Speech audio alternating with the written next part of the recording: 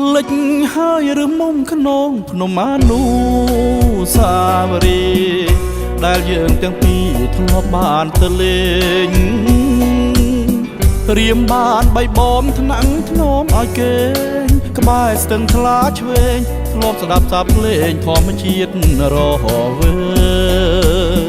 ទាំងជ្រួងហោហួងឆ្ពោះទៅមហាសាគរតែក្លិនគេសនៅតែគៀកកាយបាក់សៃហាទៅនៅ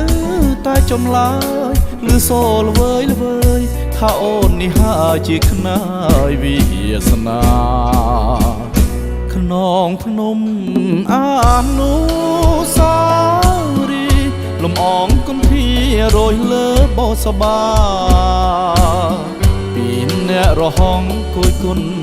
កបនេត្រាហាក់ដូចស្នេហារៀមនឹងថ្លើមថ្លៃ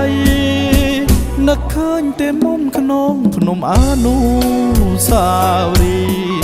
ឬឆោមចវីអូនភ្លេចសំដីអូនបានសច្ចាថាស្មោះលោកស្រីលោកភ្នំរលីតែចិត្តស្រីថ្លៃមិនរលាឡើយ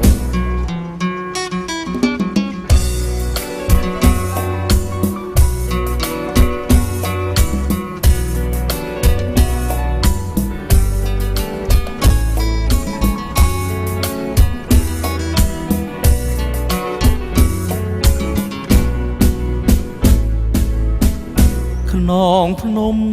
អានុសាវរីយ៍លំអងគន្ធារយលើបោសបាពីអ្នករហងគួយគុណកបនេត្រាហាក់ដូចស្នេហារៀមនឹងថ្លើមថ្លៃនឹកឃើញតែមុំក្នុងភ្នំអានុសាវរីយ៍ឬឆោមចវីអូនភ្លេចសំដី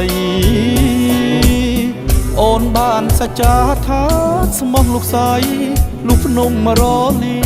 តែចិត្តស្រីថ្លៃមិនរលាឡើយតែចិត្តស្រីថ្លៃមិនរលាឡើយតែចិត្តស្រីថ្លៃមិនរលាឡើយតែចិត្តស្រីថ្លៃមិនរលា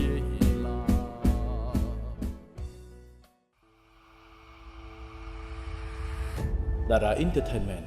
នាំមកនូវសុភមភាពសេចក្តីថ្លៃថ្នូរភាពសប្បាយរីករាយនៅក្នុងកម្មវិធីរបស់លោកអ្នក